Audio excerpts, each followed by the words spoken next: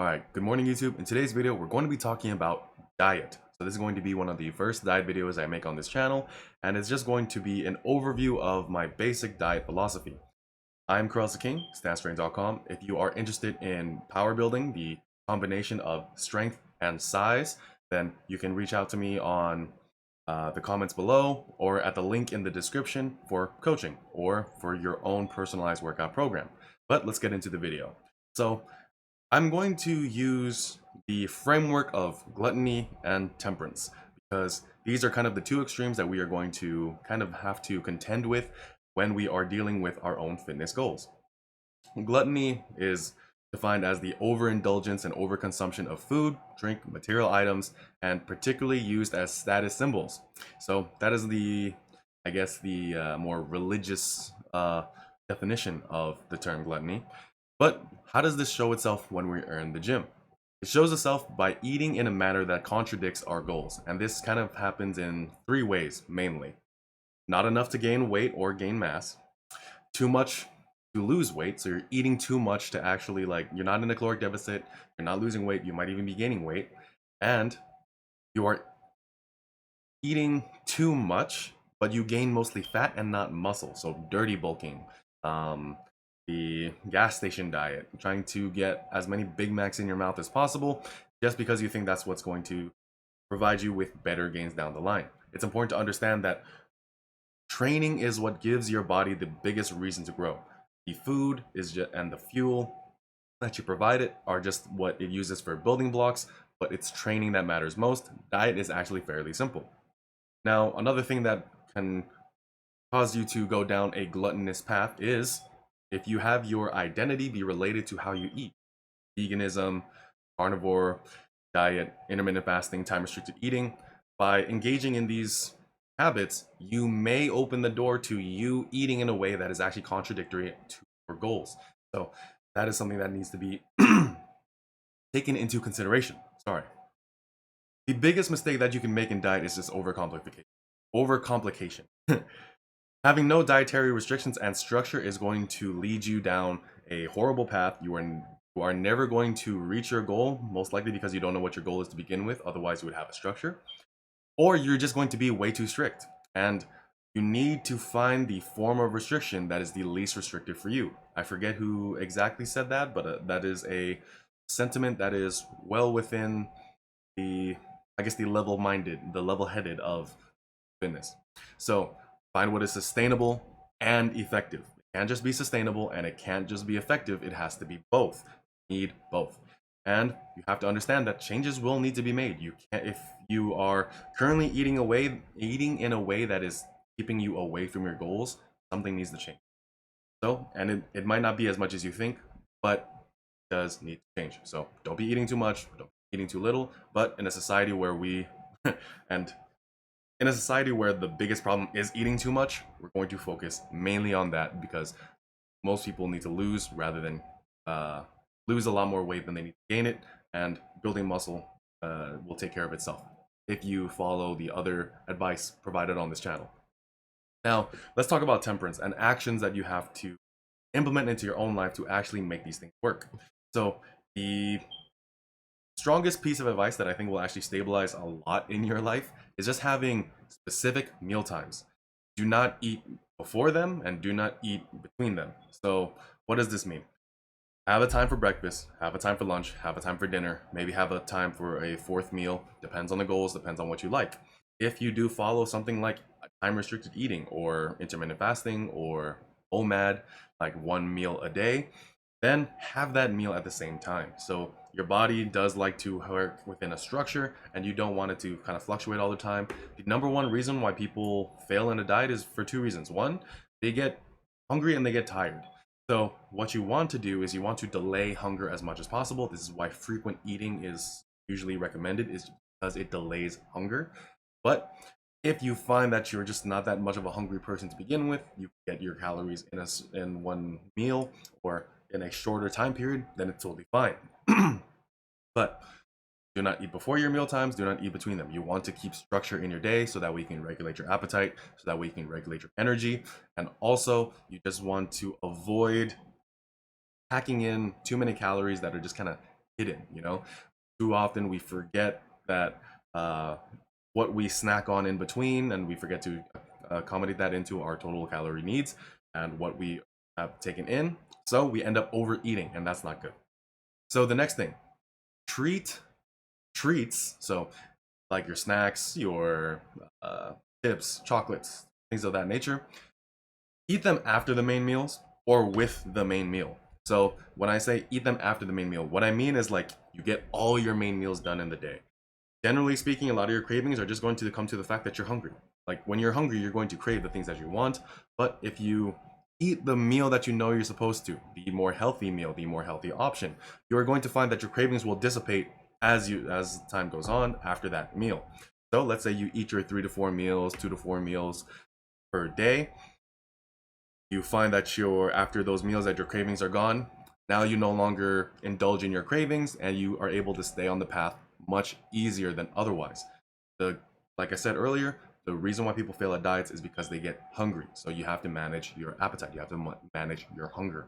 So there's that. The next thing is just eat it with the main meal. So to avoid snacking, to be a bit more mindful, eat something like that with the main meal, because first of all, if you eat like let's say one of my favorite meals is like a poke bowl with half salad, and then the rest is just like raw fish and stuff, right? Sometimes I will be tempted to get like a bag of chips. Sometimes I resist that urge. Sometimes I don't. But when I do get it, I eat it with the meal, because if I were to eat it with the meal, I'm going to be full of the healthy option, and then I'm going to only need that small snack size bag. Whereas if I have the meal, wait a couple hours, and then there's still maybe like 2 more hours before my next meal and there's a bag of chips in front of me, I'm gonna want a big one. So it's kind of important to just kind of eat it with the meal, treat it there, get rid of that craving, and then move on and get back on track on the next meal. Then the next thing, don't turn a healthy meal into an unhealthy soup of sauces and seasonings. Too many times I talk to some people who are like, okay, I'm going on a mostly vegetarian diet, and in order for them to actually stomach a more vegetarian diet, they put so much sauces on, like ranch seasoning, or just like whatever salad dressings that they put, and that just bumps up the calories so much that they are basically undoing the benefit of eating that salad. So that's something you need to be mindful about. Speaking of mindfulness, the next tip is to eat mindfully. When you eat. Try not to watch, read. Talking with a person is fine, but like when you're eating, one thing that I do find a bit more useful is that when it comes to managing my hunger, feeling more full as a result of the meal, not doing anything along with the meal. If I'm like when you eat for entertainment, like let's say for example you go to a movie theater and you have a large popcorn, generally speaking, at least for me who has a big appetite, if I'm watching a movie and I have a whole large popcorn with me, I can finish that thing no problem. But if I were to just focus on the food itself and not like have the addition of a movie running, then having to eat all that popcorn would actually be a bit of a struggle. Same thing will happen for a lot of people. So when you're eating, talking with a person is fine, because then it kind of prolongs the amount of time that you have within the meal. You're going to feel a bit fuller because the signal is going to your brain and whatnot. But that is something that you should try to implement as best you can. I know, I get it. There's a lot of really interesting shows, a lot of really animes. There's a lot of interesting books. But when you're eating, so the next thing that I want you to try to practice is the goal of temperance is to abstain from behaviors that prevent progress. If you are overly restrictive and binge later, you did not practice abstinence or temperance and then fell off the wagon. You just practiced a delayed form of gluttony. So what do I mean? This is something that I tell a lot of my friends is, if you regret relaxing later, you didn't relax. Like that's why I try to get ahead of some of my work. I try to get ahead of some of my responsibilities. So that way when I'm done relaxing, or when I have time to relax, I'm not like just procrastinating. Procrastinating is not the same as relaxation, because it's kind of like, because then your relaxation is on a time limit now, and then when the time limit's up, you have to face something that's even worse because now you have less time to give it. Same thing happens with diet. If you are trying to practice a balanced diet, if you're trying to abstain from certain things in your diet, if you're trying to have a bit more temperance in your diet, If you are just too overly restrictive and binge later, you only practice gluttony, you didn't practice actual abstinence or anything like that. So you need to find a way to actually fit it in there. You need to find a way for it to be more moderated. You need to find a way to actually make progress sustainable and effective. So really keep that in mind. The ways that we often fail in our diets and the way that we practice gluttony is the fact that when we do have an opportunity, we want to eat everything all at once and all at the same time. So, especially for me, cheat meals, or the idea of cheat meals, basically, or cheat days, even worse. So, one thing I guess like you could use as progress is the idea that you can go from a cheat day to a cheat meal. Going from a cheat day to a cheat meal is great progress, because a day is 3 to 4 meals of things that you just crave and want, and all of them are probably hyper palatable and hyper caloric. So having a day versus having a meal is a world of difference right there. So if you can go from a day to a meal, world of difference. One thing that I know will be a struggle for a lot of people is the fact that when you have one day a week where you can eat everything under the sun, you are going to try to get it all in there. During the week, you craved In-N-Out, you craved Cane's, you craved Chipotle, you craved McDonald's. You had all these cravings, and finally your cheat day is here, and it's your time. So you eat all of that, and then the next day, that night, you feel like shit. You get yourself on the scale, and you feel like you've undone everything, and in that depressed state, you continue to make bad decisions. That is horrible. This is what gluttony does to you. So my advice here, some tips to actually implement ways to combat this, is spread it out. If you are craving certain things, have the minimum effective dose to get rid of that craving, or just spread it out. Like, for example, this past week, I had a wide variety of cravings, but I just told myself, well, let me just choose one of those things that I'm craving, have it, be happy, move on with my diet, move on with my day, get back on track the next meal, and that's it. That's going to be much better. Because like oftentimes we find that a lot of our cravings are just that, cravings, or like habits that are calling back out to us. We don't need to indulge in them all the time. We really don't. But at the same time, we can't live our lives without some type of joy, pleasure, and enjoyment in our diet either. So we just need to implement it in a way that's more manageable. So don't have a whole binge. Don't go to 4 different places and say cheat day, cheat meal. Just be like, okay, I'm just going to treat myself to this. I'm going to have a regular meal, a regular size meal, and just enjoy it and then move on. That is a much more healthy, much more mature way of going about things. So spread it out. Whatever you're craving, spread them out. And try to fit them in your diet if you can, but if you can't, just save them for the weekend. And like I said, just have that one thing and then have healthy meals the rest of the day. The next thing is high calorie drinks. High calorie drinks. Alcohol, coffee, juices, sweet teas, sodas. These are things that are going to really negatively impact your ability to stay making progress. So alcohol being the big one, there's really no benefit to drinking alcohol for anabolic purposes. There's no strength benefit to it. There's no bodybuilding benefit to it. So, but I know a lot of people really enjoy it, but you just need to have control over it. You know? Don't let it have control over you. With any of the foods that you eat, with any of the things that you indulge yourself with, don't let it have control over you. And alcohol being one of the like prime suspects, because not only is it high in calories, but it also has like a cognitive effect to you, a behavioral effect to you, a psychological effect to you. So be mindful with alcohol.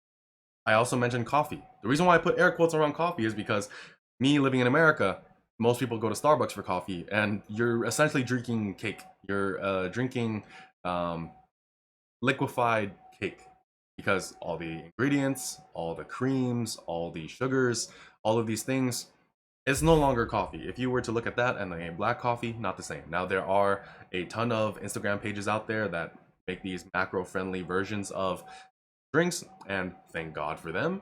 But you do need to recognize that they're still much higher in calories than they would be if they just had regular black coffee. Juice and sweet teas. So I like orange juice. Like, I'm a slut for orange juice, like straight up.